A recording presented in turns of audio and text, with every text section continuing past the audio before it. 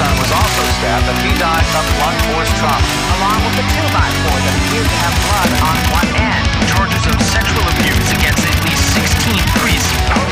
Carrying signs with anti-gay slogans and words like "thank God for dead soldiers." The individual is apparently shot himself. There's a cry for help from everyone. They want answers. They want justice.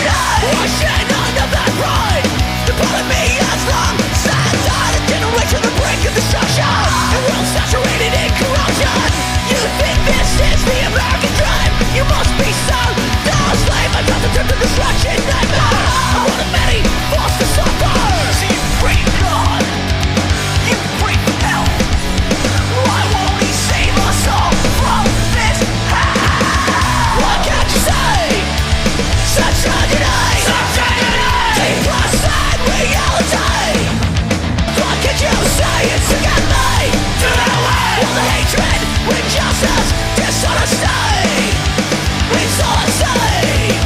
Such